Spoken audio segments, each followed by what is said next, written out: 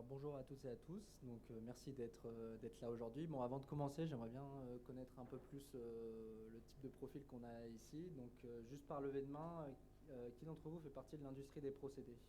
Est-ce que vous faites partie de l'industrie des procédés ou pas, ou plutôt de l'industrie manufacturière? Manufacturière aussi? Ok. Bon, et plus globalement sur tout ce qui est digital, en termes de projet, est-ce que vous avez déjà lancé un projet ou été touché par des projets dans le digital dans vos industries aussi? Avec réussite ou pas? C'était un projet réussi ou est-ce que... en cours? Ok. Donc nous, on se focalise sur l'industrie des procédés. Pourquoi?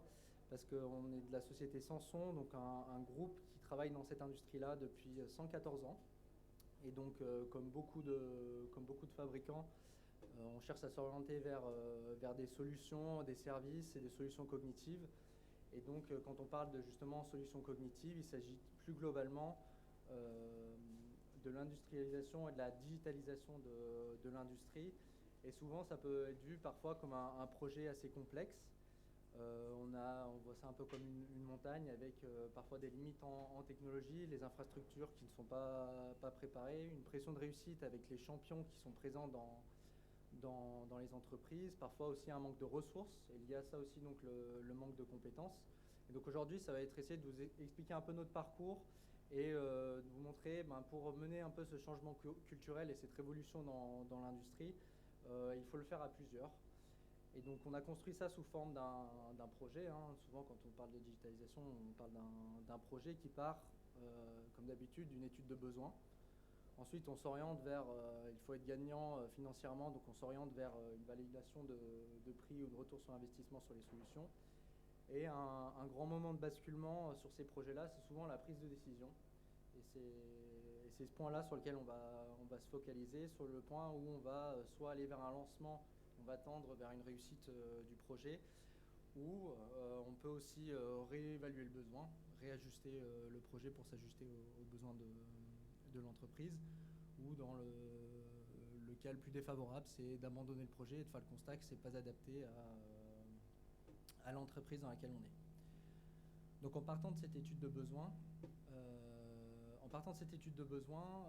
le besoin que nous on a souhaité à traiter chez Samson, c'est le besoin de produire plus, d'augmenter la disponibilité des machines, des installations. Et donc tous les problématiques, tous les sujets qu'on va vous présenter aujourd'hui seront tournés autour de cette thématique-là. Et donc quand on parle de ces sujets-là, on parle souvent de maintenance prédictive, d'analyse prédictive. Et c'est là où, d'où le titre de la présentation, on va parler de machine learning. Mais en tout cas, quand on parle de besoin, quand on parle de ce besoin-là et d'analyse prédictive, on part souvent de la donnée. Hein, n'est-ce pas, Franck? Exactement. Oula. Exactement. Donc la donnée sur les équipements, en tout cas dans les milieux qu'on connaît bien, les usines et les sites industriels, on est parti d'équipements purement fonctionnels. Là, en l'occurrence, vous voyez une vanne parce que c'est ce qu'on fabrique. Je regarde si le pointeur... Ah, le pointeur ne marche pas sur l'écran, c'est pas grave. Par contre, on est parti d'équipements purement fonctionnels vers des équipements disposant d'intelligence embarquée, de données embarquées. Et ces données-là vont être utiles au diagnostic de l'équipement. C'est ce qui va nous intéresser en l'occurrence. Donc ces données de l'équipement, ce sont, mettons, ces temps de fonctionnement, ce nombre de démarrages, les déviations. On peut dire que l'équipement, on pourrait comparer ça à une boîte noire d'avion. On stocke les données sont stockées pendant le fonctionnement, ça c'est très important. Mais l'objectif, c'est pas d'attendre le crash pour regarder la boîte, c'est de faire en sorte que l'équipement ne tombe pas en panne. C'est surtout ça pour que l'usine continue de fonctionner. Donc ces données-là, on les appelle des smart data, bien sûr, parce que ce ne sont que des données qui sont utiles au diagnostic de l'équipement. Ça, c'est très important. Je fais un petit parallèle avec un individu. Un individu, quand on veut connaître son état de santé, le plus simple, c'est de lui faire une prise de sang. On peut assimiler son sang à des smart data, c'est-à-dire des données qui sont stockées dans le sang qui vont servir à établir son état de santé. Et bien là, c'est pareil, sur l'équipement, on va avoir ces données-là qu'on récupère. L'étape suivante, c'est bien sûr de remonter ces données-là Alors dans le milieu industriel que nous on connaît, il y a plusieurs types de moyens de protocoles de communication. Bon, le HART, le Profibus, Fitbus, c'est pas le thème du jour, puisque le thème du jour, c'est pas la communication. Et une fois qu'on a récupéré ces données, que va-t-on en faire? Donc ça, c'est l'étape suivante. L'étape suivante, donc nous en tant que constructeurs, c'est ce qu'on fait, mais d'autres constructeurs le font aussi, bien sûr, c'est de développer la plateforme qui va permettre d'analyser ces données, bien sûr, c'est-à-dire de leur donner de la valeur. Et une fois qu'on a valorisé et analysé ces données, deux objectifs aussi, c'est de les historiser, comme ça on va pouvoir suivre l'équipement tout au long de sa vie, tout au long comme un carnet de santé en fait, pour l'équipement. Et le deuxième objectif, bien évidemment, c'est de générer un rapport d'analyse. Je reviens à mon exemple d'individu.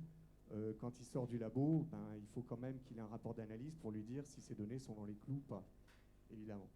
Donc là, c'est le même principe. On va sortir un rapport de diagnostic. L'objectif, comme l'a rappelé Robin, c'est de maintenir l'équipement en santé pour que l'usine ne s'arrête pas et que l'installation continue de fonctionner. Ça, c'est lorsqu'on a des données embarquées sur l'équipement. Maintenant, que peut-on faire quand l'équipement ne dispose pas de données embarquées?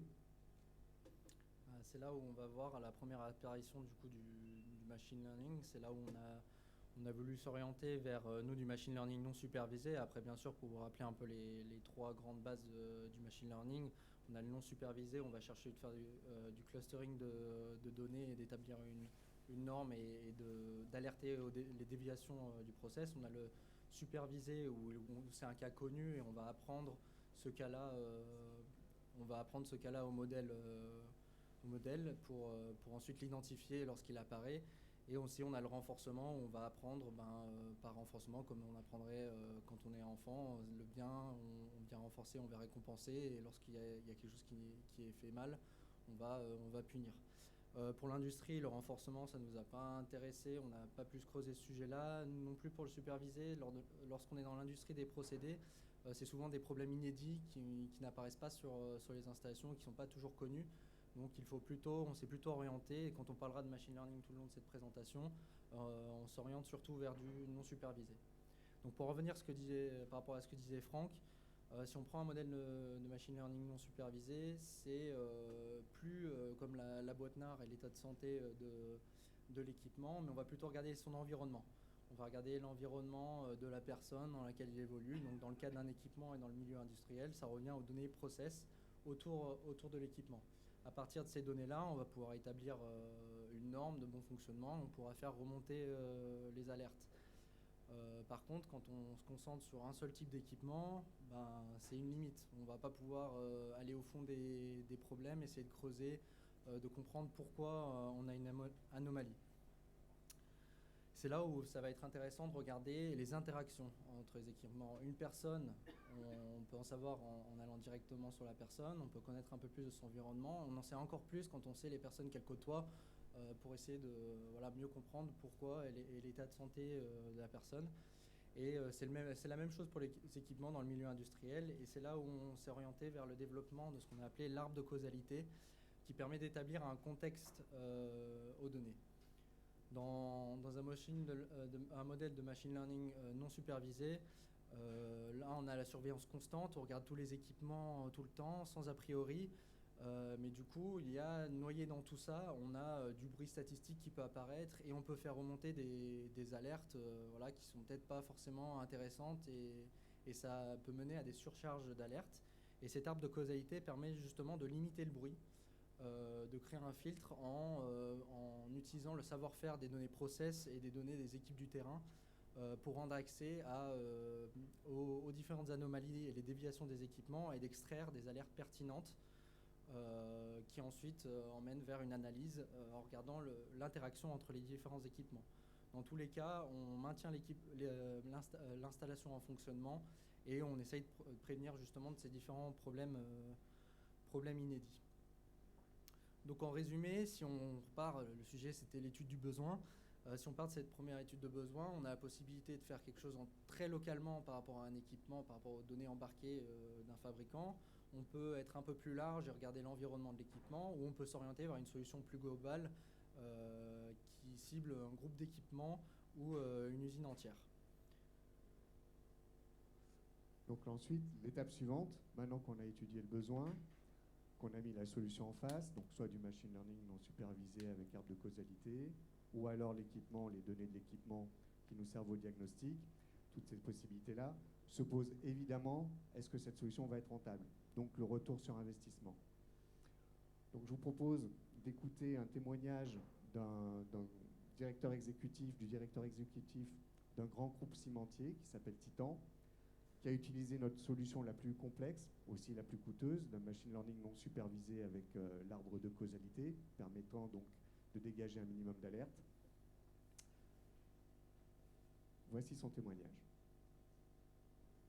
The benefits that we have seen and measured in this same plant during the last 10 months, we saw that the avoided cost as we measure, it can reach in 10 months time around $900,000, and we calculate this to be annualized around 1 million, you will see later in another graph.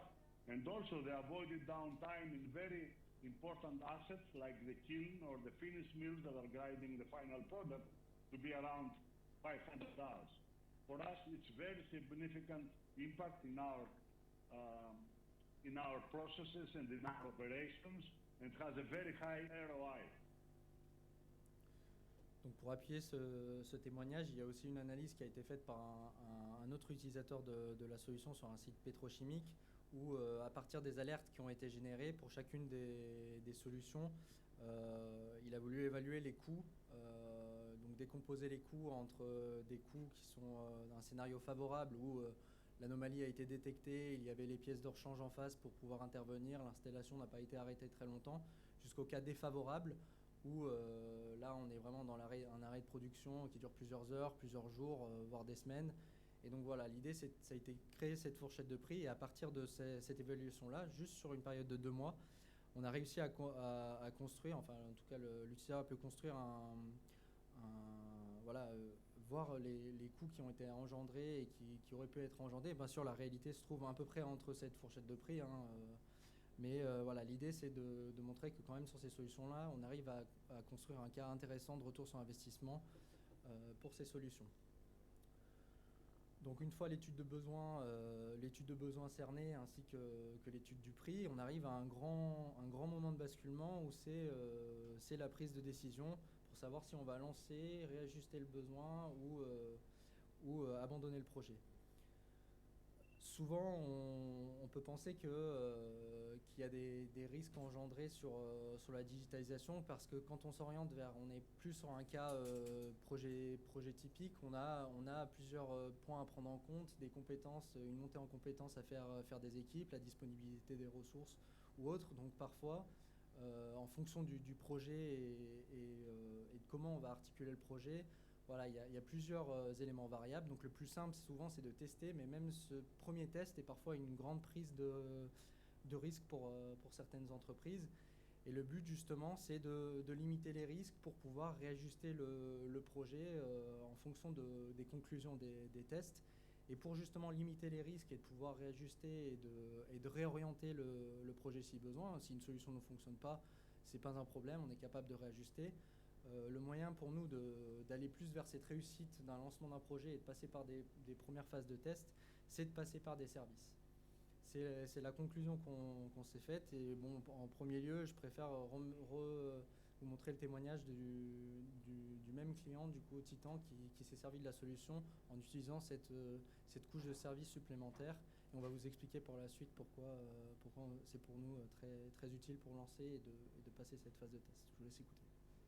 So what we succeeded to do is to have another, let's say, kid in the block that we have incorporated in this remote center, the 2 US plants and the other plant that was in Europe, the first one. And then it was by accident that coronavirus happened, that we had already scheduled to implement this in 2 different plants. So with the team that we had in our corporate center and the team in the remote monitoring center, we had the opportunity to do a remote rollout in a really very low time. In 3 weeks we did the 4th plant, in 2 weeks we did the 5th one. Donc tout part du déploiement. On peut utiliser des services pour le déploiement. Dans le cas de Titan, il a mis en place quelque chose qui s'appelle une AMC, un Analytical Monitoring Center. Donc c'est un centre de monitoring à distance qui a été géré à distance par rapport et le fait d'être déporté et d'externaliser les compétences pour le déploiement permet justement d'apporter les compétences externes par des équipes qui peuvent justement transmettre le savoir à travers du déploiement sur d'autres sites. Ils arrivent à être plus à l'aise, on va dire, pour aider au déploiement. On a aussi donc la possibilité de faire, en externalisant ces compétences-là, de le faire à distance. On a eu le cas là pour un déploiement pendant le Covid. Ça n'a pas arrêté la croissance de Titan de ce côté-là. Donc on a quand même pas mal d'avantages autour des services pour le déploiement, mais ça ne s'arrête pas là. L'externalisation des compétences, elle peut être utilisée aussi lors de l'utilisation du logiciel, n'est-ce pas? Absolument.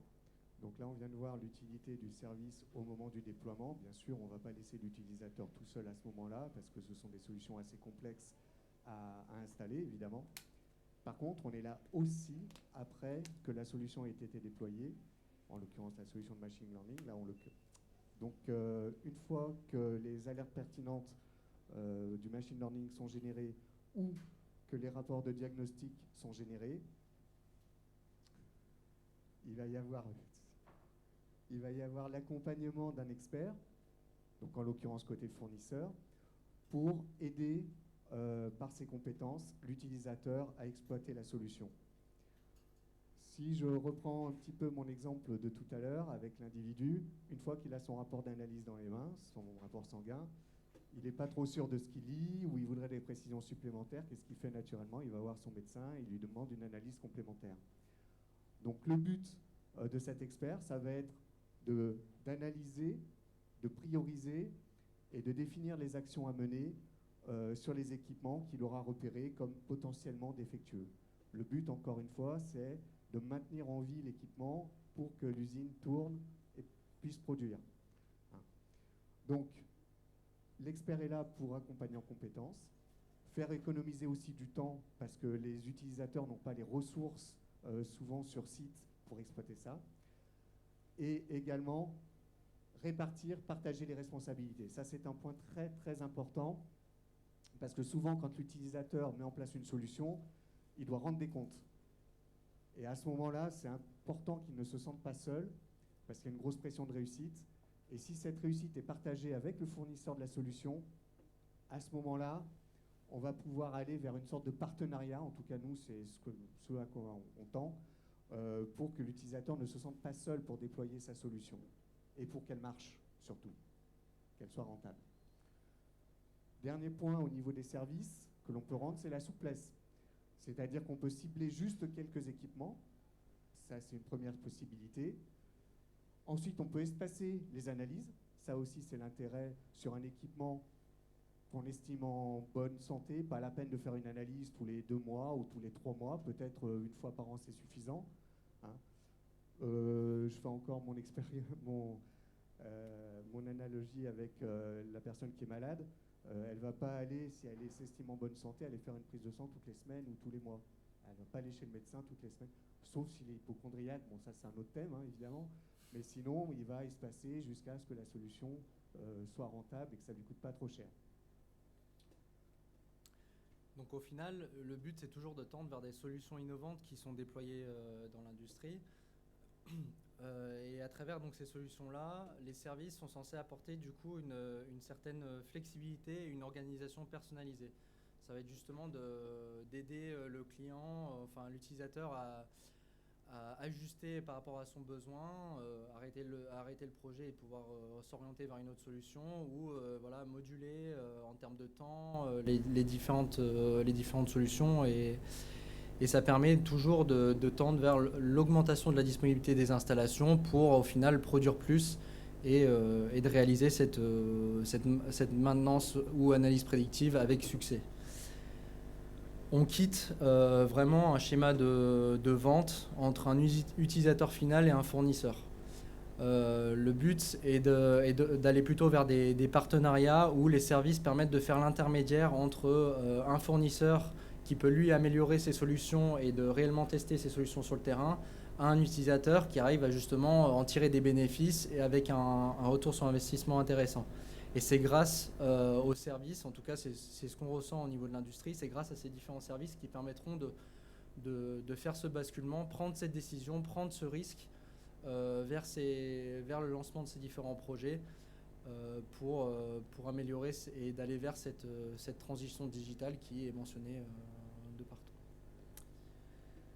Donc merci de votre attention. On a quelques questions nous par la suite, mais avant on est prêt à écouter les vôtres.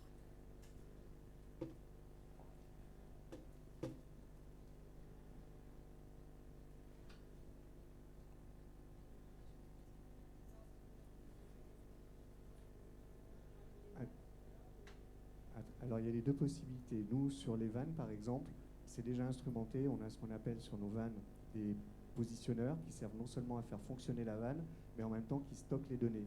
Donc à la base, on dispose déjà de cette boîte noire, on va dire, qui va comptabiliser le nombre de manœuvres, le nombre de démarrages, enfin bref, tout ce qui nuit à la santé de l'équipement. Donc c'est déjà instrumenté. Après, l'autre possibilité, c'est effectivement de mettre des capteurs ou de rajouter des capteurs sur cette vanne pour remonter les informations et les analyser, effectivement. On peut l'instrumenter encore plus que ce qu'elle ne l'est, mais à la base, elle est déjà bien instrumentée grâce à ce positionneur.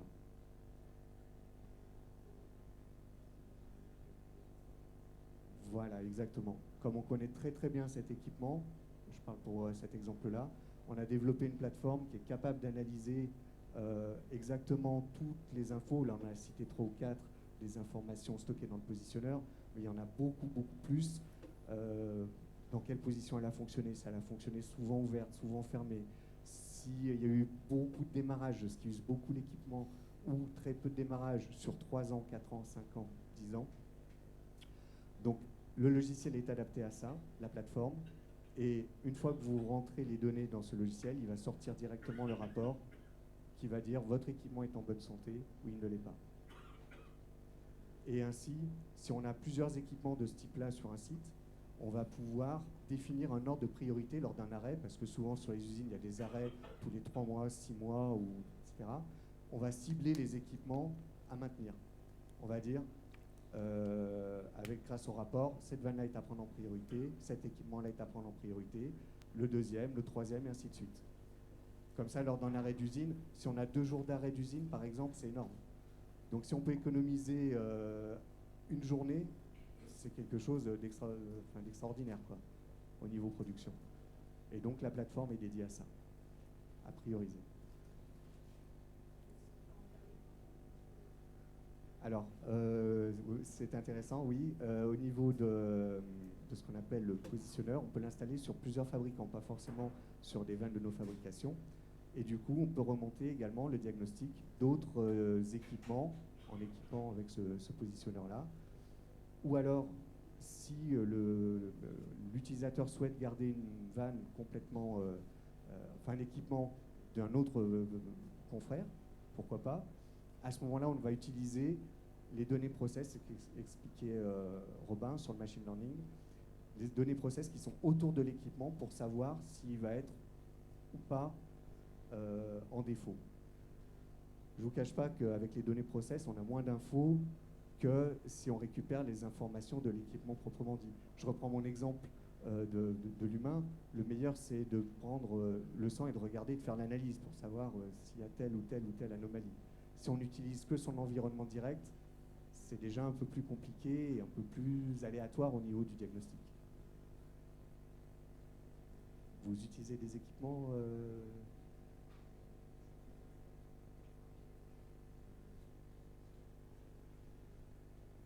c'est ça? Des compresseurs, par exemple? Oui. Nous, c'est le cas qu'on rencontre maintenant le plus souvent, c'est que les gens, ce qu'ils souhaitent, c'est optimiser leurs arrêts quand ils en ont, et donc prioriser les équipements qui sont à maintenir. Donc l'outil sert effectivement à ça. Parce qu'un arrêt d'usine, non seulement l'arrêt coûte très cher, mais le redémarrage aussi est très problématique bien souvent. Donc toutes nos solutions sont pendant que l'installation fonctionne, pour éviter d'arrêter et d'avoir à faire les tests hors fonctionnement. Vous avez mis en place quelque chose sur vos sites? Vous regardez? Mais plus sur quel type d'équipement? Que sur les compresseurs ou sur d'autres?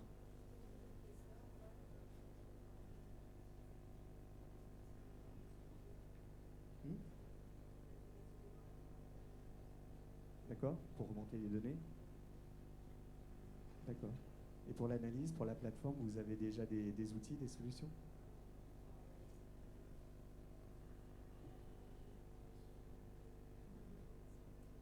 Ah, vous commencez? D'accord. Et pour info, ça donne des résultats ou c'est encore en cours de développement?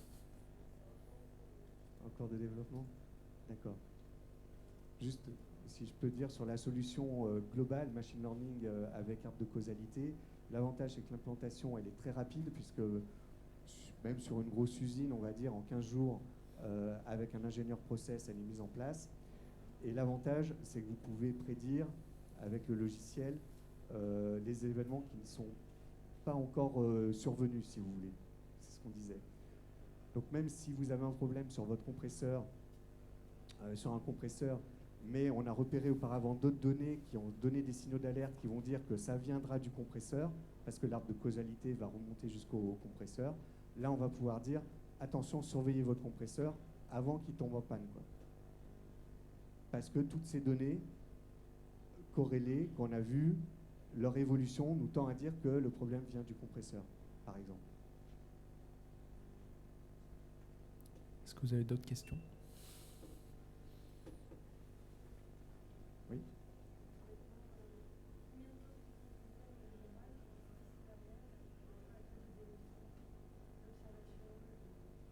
Alors, ça dépend un petit peu quel type de solution on utilise. Si on est sur des diagnostics embarqués, donc on extrait la donnée, on peut les exploiter tout de suite en les intégrant dans le portail. Donc j'allais dire c'est quasiment instantané, quoi. Après, si on veut demander une analyse complémentaire d'un expert, ça peut prendre, mettons 15 jours, quelque chose comme ça, pour aller un peu plus loin dans l'expertise. Sur le machine learning non supervisé avec arbre de causalité, c'est différent. Les alertes sortent au quotidien. Donc vous avez 4 ou 5 alertes maximum. Si votre usine est déjà, on va dire, fonctionnelle, hein, bien sûr, pas sur une usine en ruine, mais c'est quelque chose qui fonctionne déjà bien. Vous avez 4-5 alertes par jour. Et donc, soit l'ingénieur process les exploite, soit il fait appel au service support qui le renseigne très rapidement pour dire, effectivement, l'alerte que vous nous montrez, elle est problématique, elle va causer l'arrêt de l'usine. Donc, c'est pas quasi instantané, mais c'est l'histoire de quelques jours. Parce que vous, même question, vous avez déjà un projet en tête ou...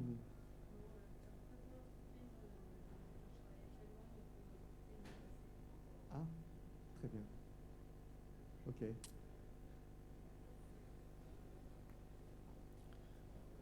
D'autres questions? Sinon, on passe à nos questions.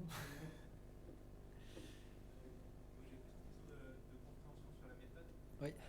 L'arbre de causalité est compris essentiellement avec de la donnée, mais aussi un savoir-faire d'expert qui a amené notamment cette Alors, causalité. c'est ça, donc l'arbre de causalité, c'est quelque chose qui est construit et qui évolue dans le temps en fonction des équipements qui sont ajoutés ou enlevés, voilà, les opérations de maintenance ou autres. Ça, c'est tout fait à partir du savoir-faire des équipes du terrain. On va coupler l'arborescence, on va dire, de l'installation avec les infos process et regarder les interactions entre ces différents équipements et le lien avec le process, le lien que les équipements ont sur le process ou que le process parfois a sur les équipements. Donc l'ensemble de ces informations permettent de regarder de proche en proche les interactions des équipements et qui permettent en quelque sorte de faire ce filtre justement des alertes qui peuvent apparaître sur un modèle non supervisé avec les surcharges d'alerte.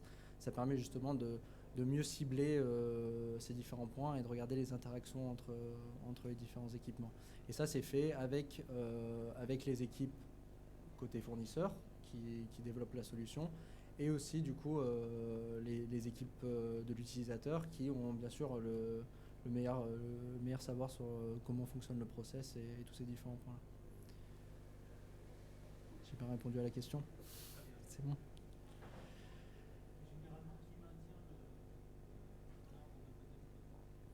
Alors c'est d'où l'intérêt, c'est d'où notre discours sur les services, c'est vraiment une collaboration entre les équipes du terrain. Après, l'utilisateur, donc le client qui mettra en place cette solution, peut maintenir l'arbre de causalité. C'est fait, je vous le dirai à la fin, mais vous pouvez passer sur notre stand, donc on est au F24, on pourra vous présenter plus dans le détail, mais l'idée c'est que c'est un studio de modélisation qui est très simple, hein, où on va dire les différents liens entre les équipements. On va pouvoir ajouter, pour la mise en place de la solution, on préconise à peu près 13 modes de données pour en prendre en compte les saisons et les facteurs qui changent sur l'installation. Et par exemple, si on ajoute un nouvel équipement et qu'il n'y a pas assez de données suffisantes pour extraire on peut modéliser et ne pas l'injecter dans le modèle. Et voilà, on va venir moduler, et ça c'est pareil, c'est le savoir-faire des équipes terrain, éventuellement les connaissances techniques par rapport à l'outil et le logiciel fait en déporter. Après, tout peut être internalisé. Mais le message de la présentation aujourd'hui, c'est justement de dire qu'en premier temps, pour bien se lancer, il faut plutôt travailler en collaboration, essayer d'avancer et de lancer le projet. Et après, tout est possible au niveau de l'entreprise, de débloquer les ressources pour internaliser et de faire en local. Mais pour lancer, en tout cas, c'est important d'avoir ce premier partenariat pour se lancer et tester les différentes solutions. Je vous invite à passer sur le stand parce que tu as une petite démo, je crois, où on peut voir comment on fait le lien au niveau des équipements et qu'on dit quand on installe un nouvel équipement, tiens, il va influencer tel autre équipement. Par exemple, je sais pas, une vanne va avoir l'influence sur un compresseur, sur une turbine, sur ça. Et je pense que tu l'as la petite démo, Oui, donc oui. n'hésitez pas à passer si vous voulez des explications complémentaires là-dessus.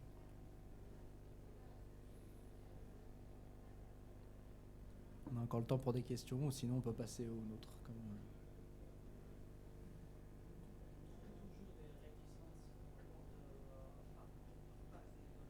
Tout à fait.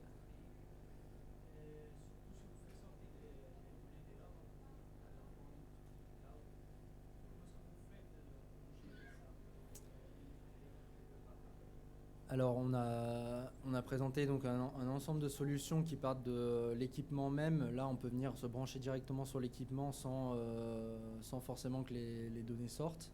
Après c'est de l'information locale, donc on ne peut pas faire grand chose avec ces infos là. Par contre dès qu'on s'oriente vers des solutions plus globales, telles que la solution de machine learning, là par contre on peut extraire les données, on vient lire les données qui sont présentes dans le data historian. Et ces données-là peuvent être externalisées, mais vu que c'est un logiciel, il peut être mis aussi sur site, sur des serveurs en local, et il n'y a pas de données qui sortent.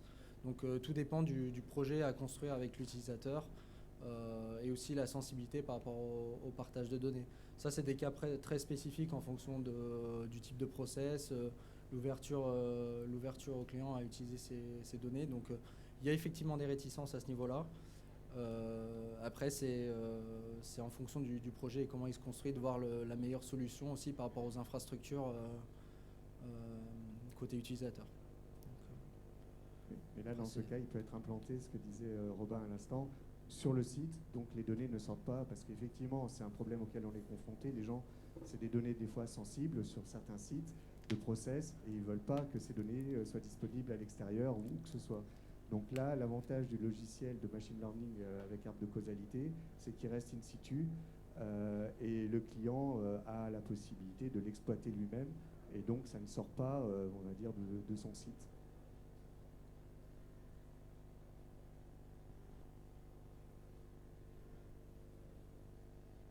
On va peut-être passer aux questions, nos questions pour vous. Bon, on a conscience que vous venez pas tous de l'industrie des procédés, mais quand même votre ressenti est intéressant sur ce sujet-là. Donc 3 questions très rapides, juste par levée de main pour avoir un peu votre ressenti. Lorsqu'on déploie une solution de service, la prise en charge, est-ce que vous aurez tendance à préférer une solution qui est prise en charge 100% par le fournisseur, donc une prise en charge complète, ce qu'on a appelé du hybride fournisseur, où c'est surtout le travail qui est fait côté du fournisseur de la solution avec un support de vos équipes en local, ou est-ce que vous préférez que c'est plutôt du côté utilisateur, donc de votre côté, une prise en charge avec un soutien supplémentaire si besoin du fournisseur. Donc prise en main complète du fournisseur, est-ce que c'est quelque chose qui vous intéresserait plutôt ? hybride fournisseur, c'est-à-dire donc prise en main surtout côté fournisseur et avec la prise en main de le support de vos équipes. Et sinon plutôt en interne, sinon plutôt en interne du coup avec un soutien un peu externe du fournisseur sur certaines problématiques. Ok. Très bien. Plus globalement, la notion de service, est-ce que pour vous c'est plus pour utiliser les compétences du fournisseur, pour vous décharger en temps, donc c'est un peu lié aux compétences, ou décharger en responsabilité sur certains cas? Donc en termes de compétences, est-ce que c'est ce qui vous intéresse d'externaliser les compétences? Ok. Décharger en temps aussi, gagner un peu de gain de temps. Très bien. Et décharger en responsabilité. Ok. Et dernière question donc ça c'est sur un peu ça relie la question sur l'hébergement des données et le partage de données. Est-ce que vous aurez tendance à préférer une solution qui est mise en place chez vous, chez le fournisseur, ou est-ce que c'est quelque chose que, en fonction de la solution en place, vous êtes prêt à vous adapter en fonction des besoins du fournisseur? Donc est-ce que vous préférez avoir la solution chez vous, en local? Ok. Chez le fournisseur, éventuellement c'est hébergé chez le fournisseur, ou sinon peu importe en fonction de la solution, si elle répond à votre besoin technique, c'est surtout ça qui vous intéresse. Très bien. Bon merci beaucoup en tout cas de votre participation, les échanges et les questions. Nous on reste disponible, on est là sur le stand F24. Donc si vous avez d'autres questions, n'hésitez pas à venir nous voir et on serait plus que ravis de vous accueillir sur notre stand. Merci beaucoup et bonne journée et bon salon.